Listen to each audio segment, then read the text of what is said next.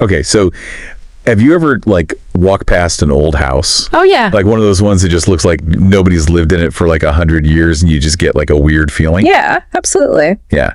So today we're going to do a deep dive on kind of that feeling. Like we're going to talk about haunted houses and scary stories. Cool. We're looking at a conversation with a horror author, Sarah Miles. Okay. It's from a podcast called Dark Hours.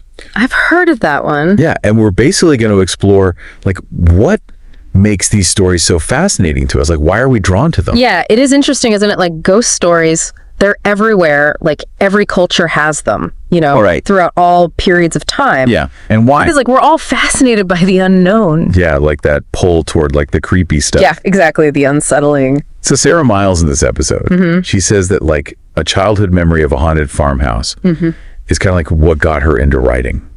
Interesting. Like she literally saw flickering lights in this like abandoned farmhouse. Right. Those flickering lights, I feel like that image really gets you, you know? Totally. And it makes you think about like how real life stuff Yeah. can spark creative ideas, especially when it comes to horror. You know, like she saw this and then it made her want to write horror. Yeah. But also like, I feel like abandoned places are just unsettling in general. Oh yeah, for sure. Like we walk in and we don't know what's there. It's like a blank slate for our imaginations. Exactly. And we usually fill it in with the stuff that freaks us out the most. Yeah, because we're like constantly looking for explanations for things, even when there like might not be one. Right. It's like our brains can't help it. It's like our brains are working overtime. Yeah, and I feel like that just makes it more creepy when we can't explain it. 100%. And so Sarah Miles in this podcast, she also talks about like this really creepy story about a family who lived in a haunted house in England. Okay. And they had all these crazy things happen, like doors slamming shut by themselves, hearing random voices and seeing shadows move. That's terrifying. Isn't that crazy? Yeah. And each thing, like it just kept getting worse and worse. Oh, really? Yeah, so like it started with little things. Yeah. And then it just like escalated and escalated until they were like terrified. I bet. And it makes you think about like the psychology of it. You know, like how each little thing just makes you more and more scared. Yeah, you're like waiting for the other shoe to drop. Exactly. Yeah. And she talks about how this family eventually calls in like paranormal investigators. Oh, wow. So they actually called like paranormal investigators. Yeah, they were like, we need help. Like, this is too much. Makes sense. And they were hoping that like the investigators could explain it.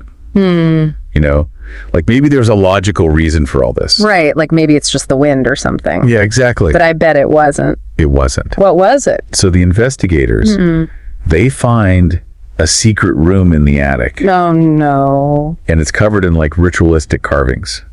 That's so creepy. Right. And it just makes you wonder what went on in that house. Totally. Like what happened there? It's like all the creepy stuff that the family was experiencing, like suddenly it makes sense, you know? Yeah, like it all kind of clicks into place. And it makes you think about Sarah Miles' story too, Right. about the abandoned farmhouse. Like both of those stories, they have this like underlying theme of hidden secrets. But like ordinary places can have this like really dark past, you know? Yeah. And it makes you wonder like what secrets are hidden in the places that we see every day. You just never know. So we've talked about how real life can inspire these like crazy, scary stories. Right. And how abandoned places just have this like natural creepiness to it. Because they're blank slates, you know? Yeah. And we've seen how like unexplained stuff can just be so powerful. Absolutely. But like the bigger question is, What is it? how much of this is actually real? Oh, yeah. And how much of it is just our minds playing tricks on us? Right. Like, do we just see patterns and make up stories even when there's nothing there? Because we're trying to explain things. Yeah. And our brains like to have an answer, Exactly. even if it's not the right one. It's like, are we just wired to be scared? Or are we wired to explain, Yeah. which is scarier? Ooh, that's a good question. Right. So think about that the next time you walk past an empty house or hear a weird noise at night. Yeah. Like, what stories are you telling yourself about what's out there? And why are you telling yourself those stories? Yeah, like maybe those stories say more about us. Than the actual houses or the ghosts or whatever. Oh, spooky. I know, right? All right, well, that's our deep dive for today. Thanks for listening. Yeah, thanks for having me. This was fun. Of course, anytime. All right, see ya. See you. Bye. Bye.